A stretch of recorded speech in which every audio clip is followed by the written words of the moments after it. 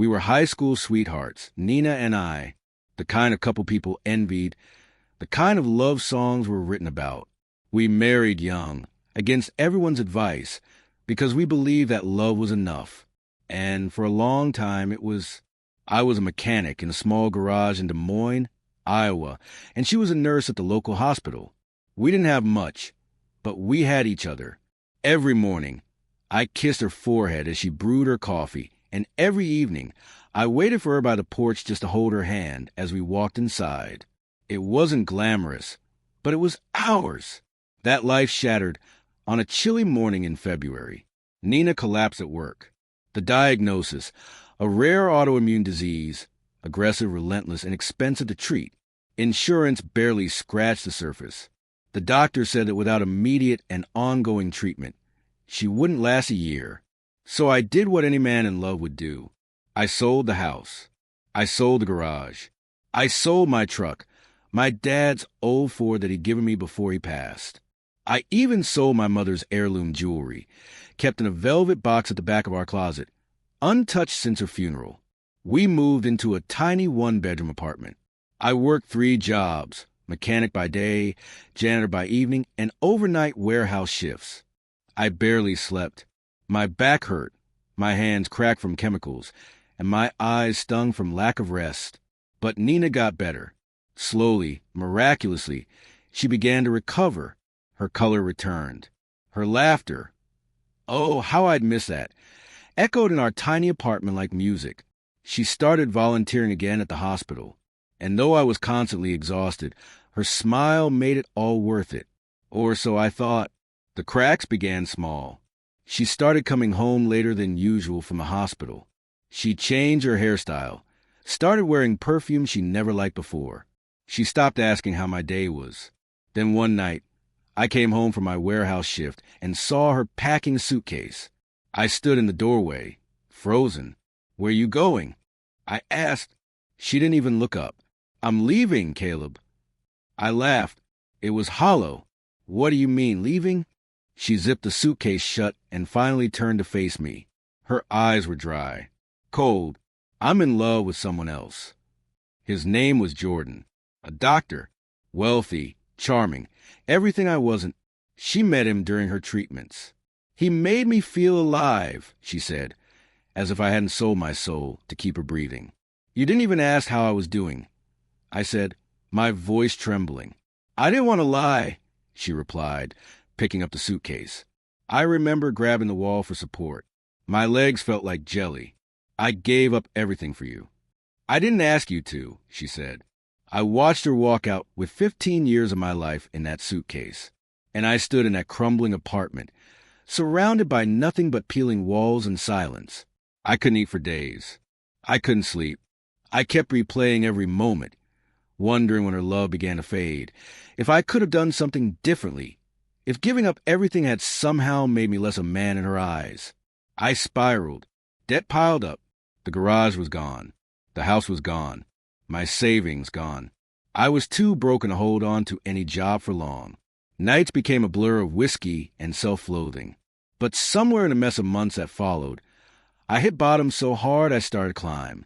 I got help, therapy, sobriety, a new job, part-time at first. I started rebuilding slowly, painfully, brick by brick.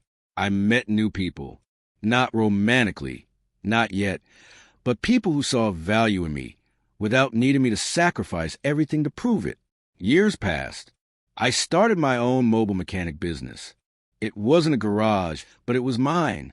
I worked on cars during the day and taught classes at the community college in the evening.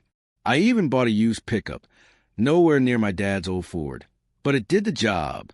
Then one afternoon, while changing a tire at a mall parking lot, I heard a voice behind me. "Caleb." I turned. It was Nina. She looked different, tired. The glow was gone. Her eyes, though, still held that same ocean complexity I once drowned in. "I heard about your business," she said. I nodded. "I'm getting by." She looked down. "Jordan and I were not together anymore." I didn't say anything. "I made a mistake," she continued. "I thought I wanted something else. But now I see what I had. I stood up, wiped my hands on a rag. No, Nina, you saw what you had.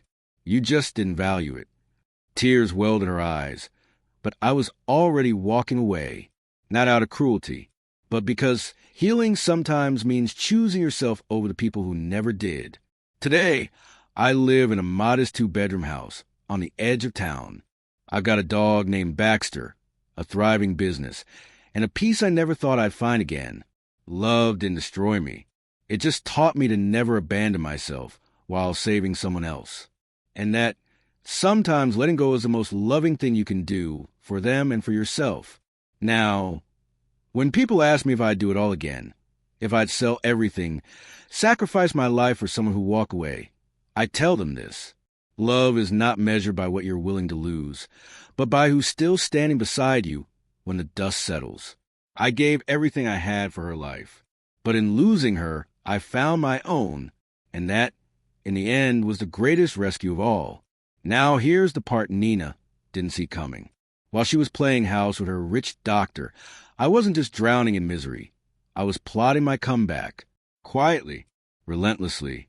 I took the little I had left and invested it smartly.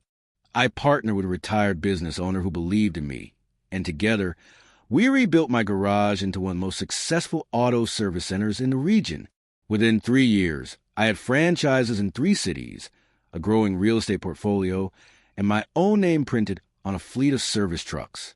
I was no longer the broken man who once begged her to stay.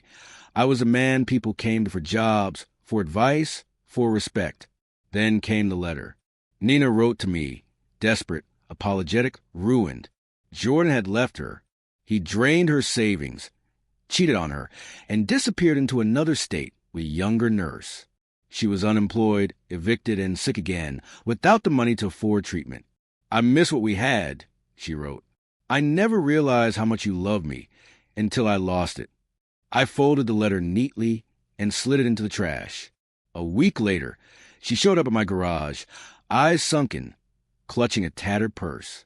Caleb, she whispered, please, just help me get back on my feet. I looked her in the eyes, the same eyes I once loved enough to burn my entire world for, and I smiled. No, I said, because I already did that once, and you burned it to the ground. She started to cry.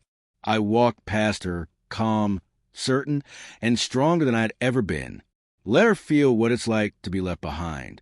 Let her understand what it means to lose something and never get it back. Because this time, the only thing I was saving was myself.